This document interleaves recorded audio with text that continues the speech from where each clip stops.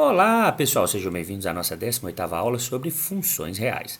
Na aula de hoje vamos realmente entender de que se trata a função logarítmica e mergulhar em um problema do dia a dia, nem tanto porque o Brasil não é um país que é afetado por terremotos. Alguns tremores, mas nada muito grande até hoje. Pessoal, para a gente começar a entender a função logarítmica, vamos pensar na sua definição. Olha, vamos entender primeiro de que se trata a função logarítmica. Pensando na função exponencial y igual a b elevado a x, a função logarítmica pode ser definida como a sua inversa. Então, nós podemos trocar os valores de x e y, né? Chamar y de x e x de y para obter esse resultado.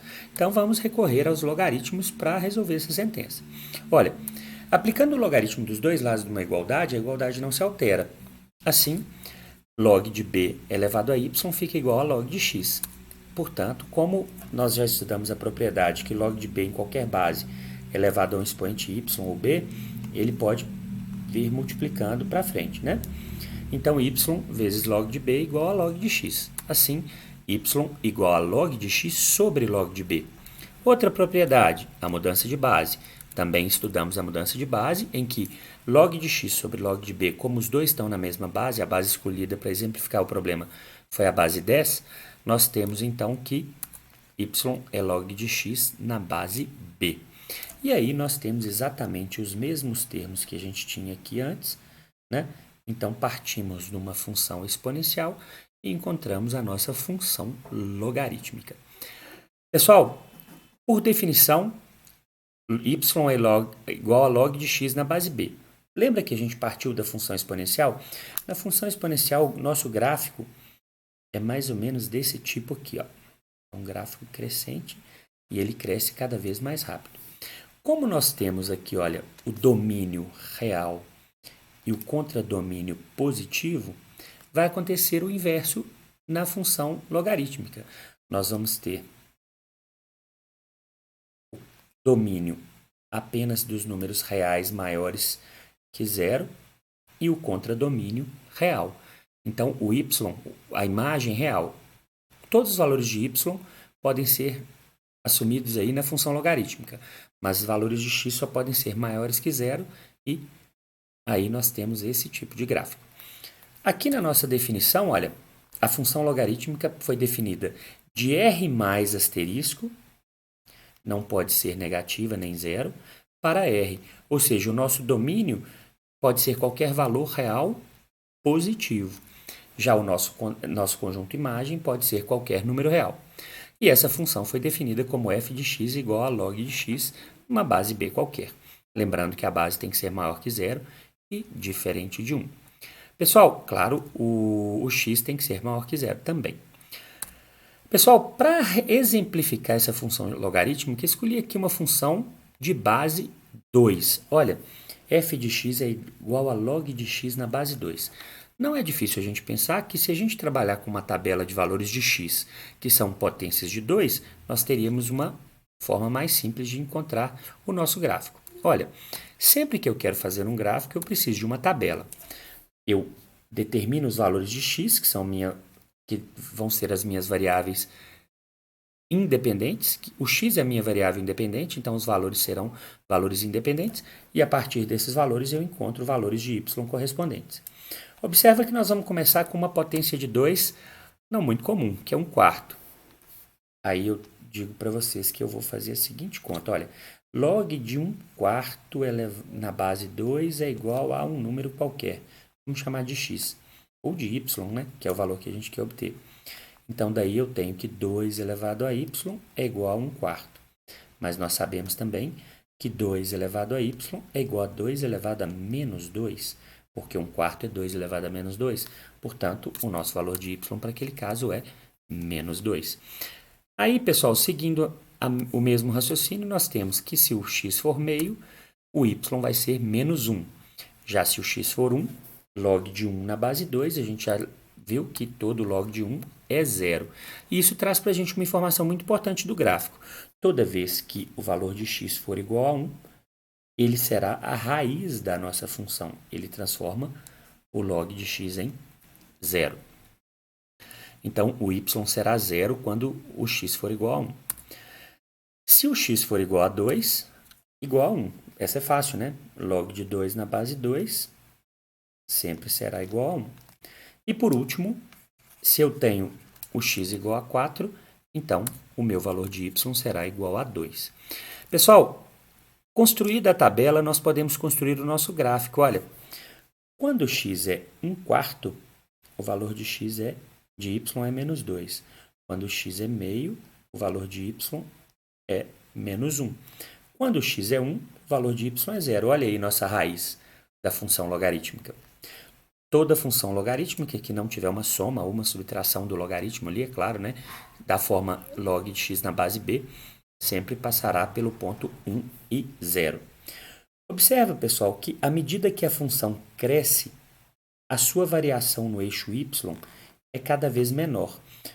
Para a gente observar isso, a gente pode ver quando x é menos 1/4, quando x é 1/4, o valor de y para 1/2 cresce menos 1, ou seja, uma variação de x de apenas 1/4, o y cresceu 1 unidade. Quando eu vario de meio para 1, a variação de x foi igual a meio, olha, e o y variou 1 unidade. Já quando o x varia de 1 para 2, a variação foi de 0 para 1. De 2 para 4, ou seja, o dobro da variação, eu tenho a mesma variação de 1 para 2.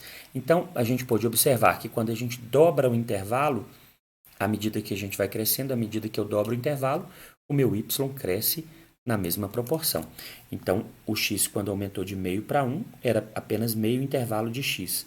Eu aumentei um intervalo em y. Quando eu aumento de 1 para 2, já é o dobro de x, eu aumento o mesmo intervalo de y. Quando eu aumento de 2 para 4, é o dobro do anterior, que era 1, né? Eu aumento o y de 1 para 2. E o próximo aumento será no 8, olha, de 1 unidade, olha, eu dobro o 4 para o 8 e o aumento de x vai ser de 1 unidade. Ou seja, pessoal, esse aí é aquele crescimento lento que a gente mostrou lá na apostila. Por que o crescimento é lento? Porque quanto maior o valor de x, menor vai ser a variação de y entre dois intervalos iguais. Pessoal, uma questão muito importante é a gente analisar esse gráfico. Olha, observe que esse gráfico é uma função crescente. À medida que eu aumento o valor de x, o valor de y fica cada vez maior. E isso se deve a esse número aqui, olha, a base do nosso logaritmo, da nossa função logarítmica. Quando a base da nossa função for maior que 1, a nossa função será crescente. Já nesse segundo caso, observa que agora nós mudamos a nossa função, olha. A nossa função agora tem uma base meio. Nós vamos construir a mesma tabela e aí, olha, usando os mesmos valores, observe o que acontece. Quando eu substituir aqui por 1/4, olha, log de 1/4 na base 1/2 é igual a log de 1/2 de base 1/2 do logaritmando 1/2 ao quadrado. Ou seja, quando eu tenho essa relação, o resultado para mim é igual a 2, que é o que já está aqui. Então, é muito importante a gente entender que quando a nossa base é menor que 1, como ela não pode ser negativa, quando ela estiver entre 0 e 1, o nosso resultado será uma função decrescente. Observa, quanto maior foi o valor de x aqui na nossa tabela, menor foi o valor do nosso f de x. Então, nós temos uma função decrescente. Como a função com base 2 vai ter uma característica parecida em relação à variação com a função de base meio, nós teríamos a mesma variação de intervalo, porém agora decrescente. Olha, quando x é 1/4, nós temos que o y é 2. Quando eu vario isso apenas de em 1/4, né, variando esse intervalo em apenas 1/4, eu já diminuo a função para 1. Ou seja, em uma variação de apenas 1/4, a função variou de 2 para 1. Já quando eu vario de 1/2 para 1, a variação em x foi de meio e a variação de y também foi 1. Variando de 1 para 2, eu dobro novamente a minha variação no eixo x, e a variação do eixo y vai ficar igual a 1. Ou seja, a cada intervalo, se eu dobrar o intervalo seguinte, aí eu vou ter a mesma variação do intervalo anterior. Ou seja, essa função é decrescente, mas ela vai decrescendo cada vez menos. É um decrescimento cada vez mais lento. Pessoal, é muito importante a gente entender os gráficos da função logarítmica. E para isso nós vamos visitar o GeoGebra. No GeoGebra, nós conseguimos entender um pouco dessas funções logarítmicas. Vamos dar uma olhada aqui, ó. Voltando desde o início, nós podemos ter primeiro uma função log de x. Se vocês observarem aqui no alto, log de x na base 2. É aquela mesma função que eu apresentei para vocês no slide anterior. Nós temos aqui uma função crescente, porque a base é 2, e a cada intervalo de x cada vez maior, considerando o mesmo intervalo, mas para números cada vez maiores, o crescimento é cada vez menor. E na próxima função, se eu tratar uma função decrescente, em que a base do logaritmo é meio, aqui está bem pequenininho, mas é log de x na base meio, que nós temos aqui do lado, nós temos uma função decrescente. Observe que interessante, olha, as duas passam no ponto 1 e 0, pois se o x é 1, log de 1 é sempre igual a 0, independente da base. Colocando um ponto A e um ponto B nas nossas funções, nós conseguimos definir isso muito bem. Olha, à medida que eu vario os valores de A, eu tenho valores de x cada vez maiores. Olha, aqui quando x é igual a 12, por exemplo, nós temos o y valendo 3,59. E aí, chegando até lá no 16, olha, nós precisamos variar do 0 até o 16 para obter uma variação de y do 1 até o 16 para obter uma variação de y de 0 até 4. Já aqui no gráfico azul vai acontecer a mesma coisa. Pessoal, ainda nós podemos ter outros gráficos e outros pontos que relacionam as funções logarítmicas. Mas vamos voltar para o nosso slide para a gente entender um pouco mais sobre uma prática, algo que pode ser do nosso cotidiano, para que a gente entenda um pouco mais sobre essa função. Observe uma relação aqui importante, pessoal. Na escala Richter, nós temos que, lá na nossa apostila tem essa tabela, nós temos que os sismólogos usam essa escala para determinar a magnitude do terremoto.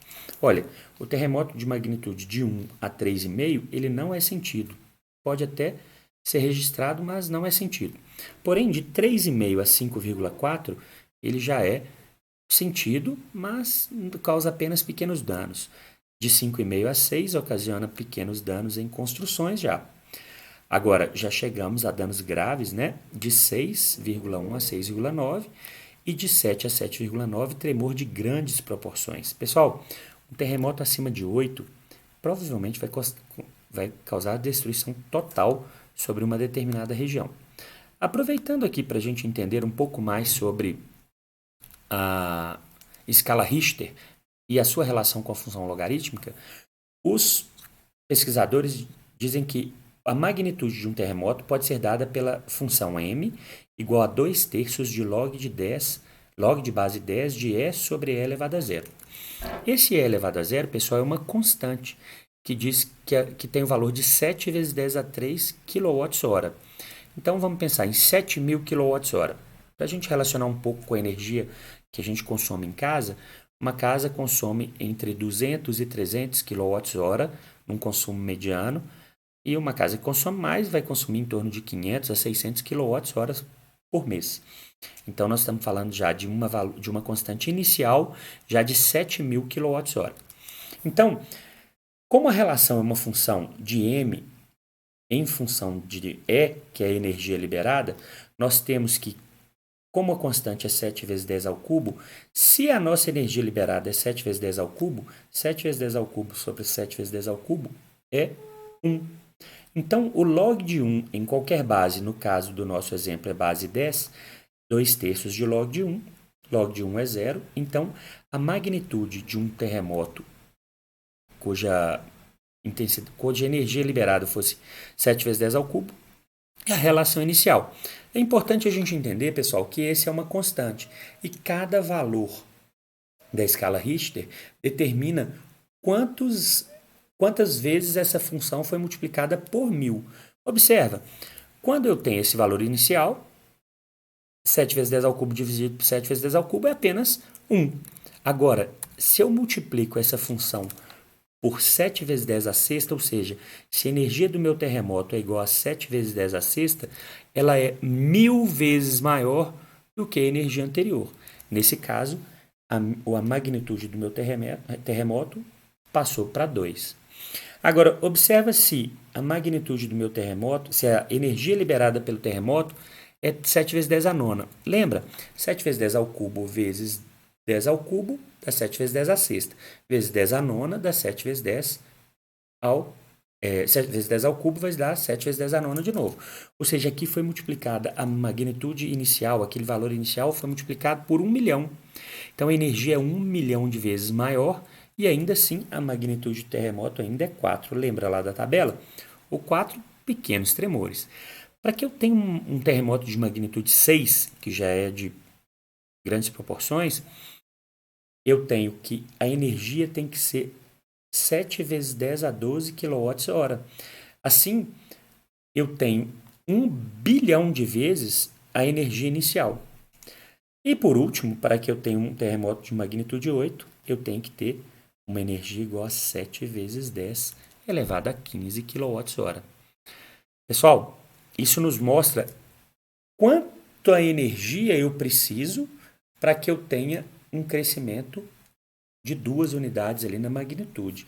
Então, ou seja, primeiro eu multipliquei por 1000, depois por 1 milhão, depois por 1 bilhão, depois por 1 trilhão. Então, 1 trilhão de vezes a energia inicial para que eu tenha uma magnitude igual a 8, que é uma magnitude que vai provavelmente destruir toda a região onde esse terremoto aconteça. Pessoal, fazendo a relação de magnitude de energia, né, de liberada e magnitude, se eu tenho 7 vezes 10 a 3 de energia, que é uma energia muito pequena, 7.000 kWh, a magnitude é 0, assim, vezes 1000, 2, vezes 1 milhão, 4, vezes 1 bilhão, 6, vezes 1 trilhão de vezes aquela magnitude inicial, nós temos vezes aquela energia inicial, nós temos uma magnitude igual a 8. Portanto, pessoal, o nosso gráfico ele vai ter um crescimento muito, muito, muito lento. Observando essa relação que a gente tem com a função logarítmica, primeiro 1, a magnitude é 0. Observa, pessoal, para que eu chegue na magnitude 1, eu preciso de multiplicar isso aqui por 1000, ou seja, eu precisaria de ter um eixo horizontal de 1000 para chegar no 1. De 1 milhão, de 1000 para chegar no 2, né, pessoal? De 1 milhão para chegar no 4, de 1 bilhão para chegar no 6 e de 1 trilhão para chegar no 8. Portanto, essa é a ideia do crescimento lento. Para que eu tenha uma grande magnitude, eu vou ter que ter uma energia extremamente maior do que a energia inicial. Pessoal, essa era a nossa aula de hoje. Espero que tenham entendido um pouco mais sobre a função logarítmica e na nossa próxima aula faremos 2 atividades sobre essa função. Um grande abraço e até a nossa próxima aula.